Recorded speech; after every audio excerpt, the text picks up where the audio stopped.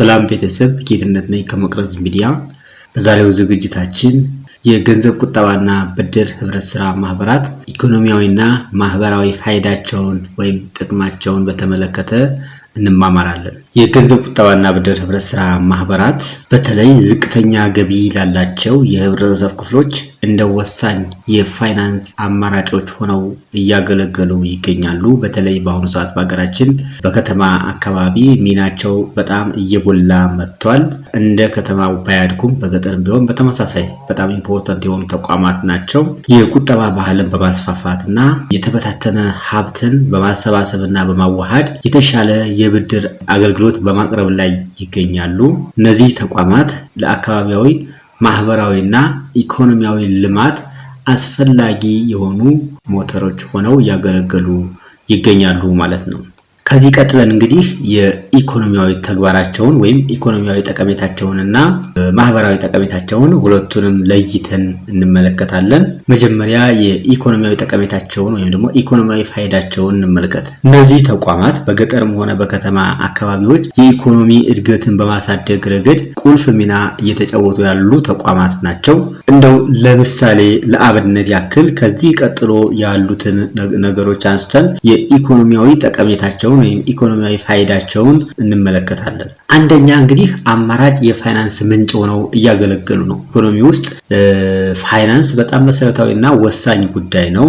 እንደኛ ባሉ ሀገሮች ደግሞ ፋይናንስ ለብዙ ማህበረሰብ ተደራሽ አይደለም። ለዛም ነው የነዚህ ተቋማት ሚና አስፈላጊ የሆነው። ኮሚኒቲው ወይም ደግሞ ማህበረሰቡ የራሱን የፋይናንስ ተቋም ራሱ ተሰባስቦ ተደራጅቶ በመፍጠር የሚፈልገውን የፋይናንስ አገልግሎት ማግኘት የሚችልባቸው ማቀፎች ናቸው የህብረት ስራ ማህበራት ማቀፍ ማለት ነው። ስለዚህ ዝቅተኛ ገቢ ያላቸውን የማህበረሰብ ክፍሎች በአባልነት በመያዝ እና በአባልነት በመሳብ ጠንካራ የቁጠባ ባህል እንዲገነቡ እንዲያካብቱና በብድር አገልግሎት በኩልም ደግሞ አካታች የሆነ ሁሉም እድል የሚያገኝበት ሁሉም ተጠቃሚ የሚሆንበት አማራጭ የብድር አገልግሎቶችን እንዲያገኙ ያደርጋሉ ማለት ነው። ይሄ አንዱ ኢኮኖሚያዊ ጠቀሜታቸው ነው ማለት ነው። ሁለተኛው የግብርናና የኢንዱስትሪ ትራንስፎርሜሽንን የሚያግዙ ተቋማት ናቸው። እነዚህ የገንዘብ ቁጠባና ብድር ህብረት ስራ ማህበራት የምንላቸው የግብርና ግብዓቶችንና ዘመናዊ የሆኑ የግብርና ቴክኖሎጂዎችን ለመግዛት ሲፈልጉ አርሶ አደሮች የፋይናንስ አቅርቦት ስለሚቀርብላቸው በዚህ በኩል ይሄንን ሂደት ያመቻችላቸዋል። ሁለተኛው እንግዲህ የግብርና ምርቶችን በቀጥታ ለገበያ ከማቅረብ ይልቅ በተወሰነ ደረጃ የማቀነባበርና እሴት የመጨመር ስራ ሲፈልጉ አርሶ አደሮች እንግዲህ ያው ሰብሰብ ብለው ለዚህ አገልግሎት የሚውል የፋይናንስ አገልግሎት ስለሚያቀርቡላቸው የግብርና ምርቶችን በተወሰነ ደረጃ አቀነባብሮ በተወሰነ ደረጃ እሴት ጨምረው ለገበያ እንዲያቀርቡ በሚደረገው ሂደት ውስጥም እነዚህ ተቋማት የራሳቸውን አስተዋጽኦ እያበረከቱ ይገኛሉ ማለት ነው። የሸመታ ምርቶችንና አጠቃላይ የመገልገያ እቃዎችን የንግድና የግብይት ሂደት እንዳጠቃላይ ያቀላጥፋሉ ማለት ነው። ምክንያቱም እነዚህ ተቋማት ነጋዴውንም አርሶ አደሩንም ሲቪል ሰርቫንቱንም ሁሉንም የህብረተሰብ ክፍል የሚደግፉ ሁሉንም በአባልነት አቅፎ የሚንቀሳቀሱ ተቋማት ስለሆኑ የሁሉንም ስራ ስለሚያሳልጡ እነዚህ ምርትና አገልግሎቶች እና የመገልገያ ልዩ ልዩ እቃዎች የተሳለጠ ግብይት እንዲኖራቸው ያስችላሉ ማለት ነው። ሌላው የእነዚህ ተቋማት ኢኮኖሚያዊ ሚና የስራ ዕድል ፈጠራን የተመለከተ ነው። ህብረት ስራ ማህበራት በቀጥታ ለሰዎችን በመቅጠር የስራ ዕድል ይፈጥራሉ። በተዘዋዋሪ ደግሞ ለአባላቱ ብድር ሰጥተው አባላቱ ስራቸውን ሲያስፋፉ ስራቸውን ሲያሳድጉ ያው ሰራተኛ ይፈልጋሉ በዚህ ወቅት። ስለዚህ በተዘዋዋሪ በአባላቱ ለሰጡት ብድር አባላቱ በሚያካሂዱት ኢንቨስትመንት የተነሳ አሁንም የስራ ዕድል እንዲፈጠር ያደርጋሉ ማለት ነው። በስራ ዕድል ፈጠራም ከፍተኛ የሆነ አስተዋጽኦ እያበረከቱ ያሉ ተቋማት ናቸው።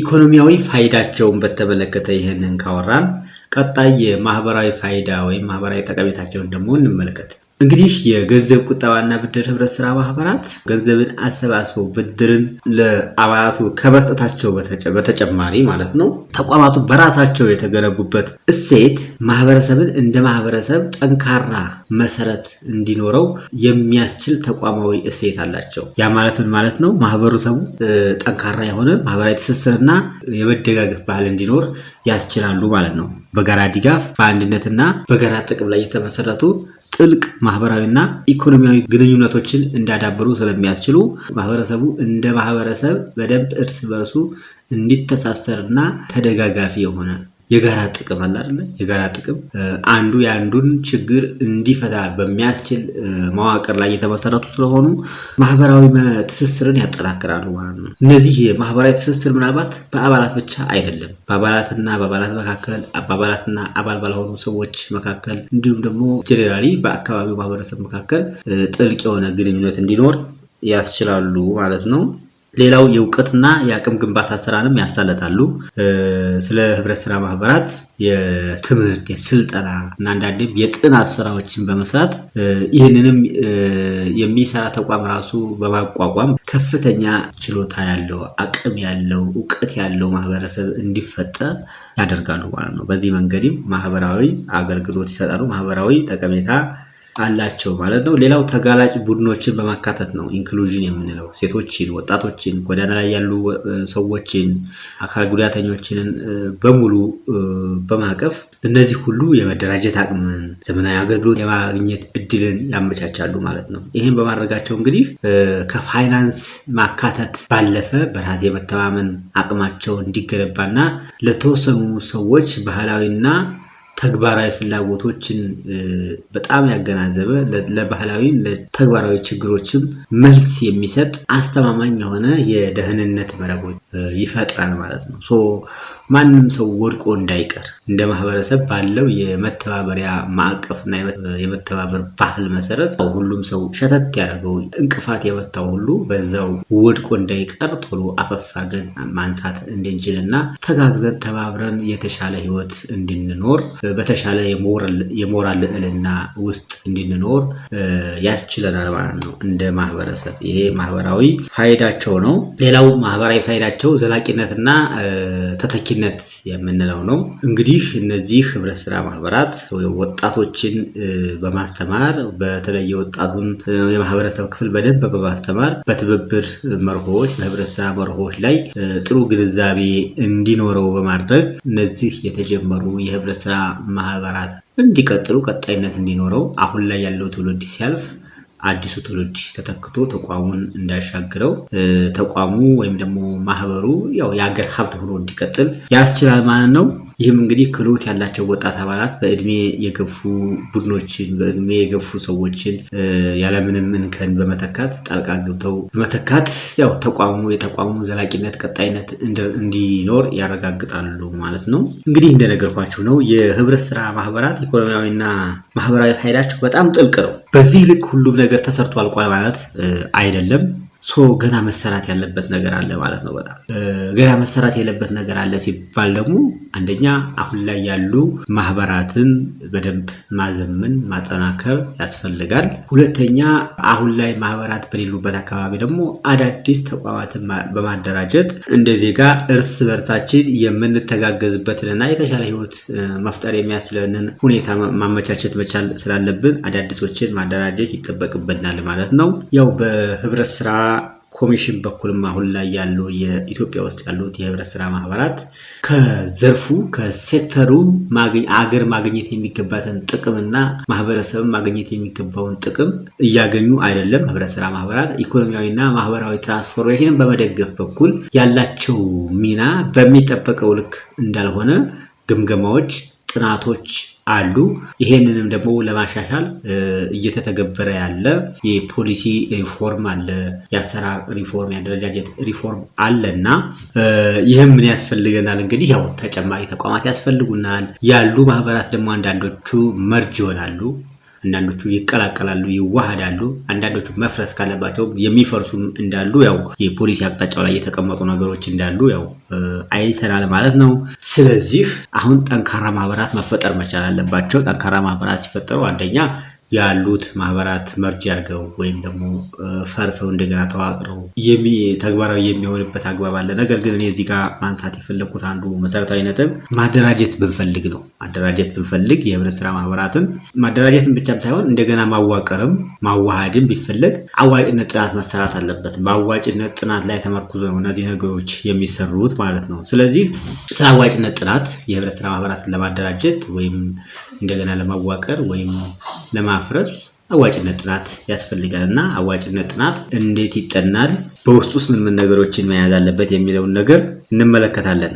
እንግዲህ አዋጭነት ጥናት አንዱ መሰረታዊ ጉዳይ የአዋጭነት ጥናት መመለስ ያለበት ወይም ማካተት ያለበት አባላትን የተመለከቱ ጉዳዮች ናቸው። የአባላት አሁን ላይ ያሉበት ፕሮፋይላቸው ምን ይመስላል፣ ፍላጎታቸው ምንድነው የሚለውን ነገር ማወቅ አለብን። የአባላት ሁኔታ፣ በምን ሙያ ላይ የተሰማሩ፣ በየትኛው የስራ መስክ የተሰማሩ፣ ምን ያክል ገቢ የሚያገኙ፣ ምን የፋይናንስ ግቦች አሏቸው የሚለው ጉዳይ መታወቅ አለበት ማለት ነው። ከፋይናንስ ግቦቻቸው ባሻገር ምን ፍላጎት አላቸው የሚለው እንደ ግለሰብ እያንዳንዱን አባል ነባራዊ ሁኔታና ኢንተረስት በደንብ መገንዘብ ያስፈልጋል። በመቀጠል ደግሞ አሁን ላይ አባል የሆኑ ሰዎች ብቻ አይደሉም አባል ሆነው የሚቀጥሉት፣ ወደፊት አባል ሊሆኑ የሚችሉ ሰዎች ይኖራሉ። ስለዚህ ወደፊት እነማን አባል ይሆናሉ የሚለው ነገር ታሳቢ አድርገን የእነዚያን ሰዎችም ወደፊት አባል ይሆናሉ ብለን የምናስባቸውንም ሰዎች ፕሮፋይል መስራት አለብን በተወሰነ ደረጃ ማለት ነው። ሌላው ሀብትና ዋና ተግባራት ናቸው። በአካባቢው ምን ሀብት አለ እና ማህበሩ ምን ተግባራትን ያከናውናል የሚለውን ነገርም በደንብ የአዋጭነት ጥናቱ ማየት አለበት ማለት ነው። ይሄ ማህበር በሚቋቋምበት አካባቢ ያለው የተፈጥሮ ሀብት ሊሆን ይችላል። እንዲሁም ደግሞ የሰው ሰራሽ ሀብት፣ ኢንፍራስትራክቸሩ፣ ዋቴቨር የመሳሰሉ ነገሮች ምን ይመስላሉ የሚለውን ነገር በገጠርም ሆነ በከተማ ያለውን አውድ በደንብ ማየትና መተንተን ያስፈልጋል ማለት ነው። ዋና የታቀዱ ተግባራት እንግዲህ የአካባቢውን ጸጋ፣ የአካባቢውን ሀብት መሰረት አድርገን ስለሆነ ስራዎችን የምናቅደው የአባላቱ ፍላጎት፣ የአባላቱን ኢኮኖሚያዊና ማህበራዊ አቅም አይተን ስለሆነ ስራውን የምናቅደው ምን ጸጋ አለው፣ አጠቃላይ እንደ አካባቢ ምን ጸጋ አለ፣ እንደ ኮሚኒቲ ምን ጸጋ አለ፣ እንደ አባላት በሰው ሀብት ደረጃ ምን ኦፖርቹኒቲ አለ የሚለውን ነገር ካየን በኋላ ይህን ኦፖርቹኒቲው ጋር በቀጥታ አላይን የሚያደርግ በቀጥታ ፓራላል የሆኑ ተግባራትን እናቅዳለን። ቁጠባ ምን ያክል እንሰበስባል፣ ብድር እንዴት ነው የምንሰጠው፣ የምክር አገልግሎት እንዴት ነው የምንሰጠው፣ ኢንቨስትመንትንና ጥናትን ትሬኒንጎችን እንዴት ማድረግ አለብን የሚለውን ነገር ከላይ ያነሳናቸውን የአባላቱን ፕሮፋይል እና የአካባቢውን ጸጋ መሰረት አድርገን እናቅዳል ተግባራችንን ማለት ነው። ሌላው እንግዲህ ያው ቪያቢሊቲ ምን ያክል አዋጭ ነው የሚለው ጉዳይ፣ ምን ያክል ቀጣይነት አለው የሚለው ጉዳይ መልስ ማግኘት ያለበት ጉዳይ ነው ማለት ነው። ይህም ደግሞ በኢኮኖሚያዊ አዋጭነት ማለትም የፋይናንስ እና ኢኮኖሚያዊ አዋጭነት ግምገማው ምን ያክል ተቋሙ ቪያብል ሆኖ ይቀጥላል የሚለውን ይመልስልናል ማለት ነው። ሌላው የተቋማዊና የፋይናንስ አስተዳደርም በአዋጭነት ጥናቱ ውስጥ መካተት አለበት። የተቋማዊ አወቃቀሩን ዝርዝር እና የስራ መግለጫዎቹ መዘጋጀት መቻል አለባቸው። የፋይናንስ አስተዳደር እና የአባላትን ውጤታማነት ለመለካት የሚያስችሉ ስርዓቶችም በዚሁ መካተት ይኖርባቸዋል ማለት ነው። የቴክኒካዊና የአደጋ ስጋት አዋጭነትንም እንደዚሁ የቴክኒካል ጉዳዮችና የሪስክ ጉዳዮችንም ማየት አለብን። ቴክኒካልና ሪስክ ሲባል እንግዲህ አንዱ ብድር ይሰጣል። እንግዲህ የሚታወቅ ነው። የገንዘብ ቁጠባና ብድር ህብረት ስራ ማህበራት ሜጀር ስራቸው አንዱ ቁጠባ ከሰበሰቡ በኋላ ብድር መስጠት ነው። ብድር ሲሰጥ ደግሞ ዋስትና ያስፈልጋል። ሪስክ አለው። የተሰጠ ብድር በዛው ሊበላሽ የሚችልበት ሪስክ አለ ማለት ነው። ይህን ለማድረግ ደግሞ የዋስትና ዘዴዎች ምንድን ናቸው የሚለውን ነገር ቴክኒካሊ ከህግም አንጻር ከፋይናንስም ከቢዝነስም አንጻር በደንብ ማየት ያስፈልጋል። ሪስኩን ለማጥፋት ቴክኒካሊ በደንብ ነገሮችን ማየት አለብን ማለት ነው። የቋሚ ንብረት ግምገማ ልናደርግ እንችላለን። ምናልባት በተሽከርካሪ፣ በህንፃዎች የባለቤትነት መብትን እንደ ማስከበር ያስፈልጋል ማለት ነው። እንደ ማስያዣ አድርገን ብድር የምንሰጥ ከሆነ የህግ ገዳዎችና የሙግት ስልቶች፣ እነዚህ አይነት ነገሮች በአጠቃላይ ምን መሆን አለባቸው ማለት ነው። በደንብ ቴክኒካሊ መታየት ያለባቸው ኢሹዎች ወይም ጉዳዮች ናቸው ማለት ነው። አዋጭነት ጥናት ስንሰራ እንግዲህ እነዚህ ነገሮች እስከዚህ ድረስ በደንብ ማየት አለብን። እንግዲህ ሙሉውን አይደለም ያየነው፣ በተወሰነ ደረጃ ነው ለማየት ሙከራ ያደረግነው። ክቡራንና ክቡራት የዛሬው ዝግጅታችን እንግዲህ እዚህ ላይ ተጠናቋል። በቀጣይ በሌላ ዝግጅት እስከምንገናኝ ድረስ ሁላችሁም በያላችሁበት ሰላም ቆዩልን። ሀሳብ፣ አስተያየት፣ ጥያቄ ካላችሁ በኮሜንት መስጫ ሳጥኑና ታች ዲስክሪፕሽን ላይ በምናስቀምጥላችሁ አድራሻዎቻችን በኩል አድርሱን። ይህ ቪዲዮ ለሌሎች ተደራሽ እንዲሆን ላይክ፣ ሼር አድርጉት። እንዲሁም እዚህ ቻናል ላይ ለመጀመሪያ ጊዜ መታችሁ ከሆነ እያያችሁ ያላችሁ ሰብስክራይብ አድርጋችሁ የዚህ ቻናል ቤተሰብ ሁኑ። በተረፈ በቀጣይ ዝግጅት ተመልሰን እስከምንገናኝ ድረስ ሁላችሁም በያላችሁበት ቸር ሰንብቱ። እናመሰግናለን።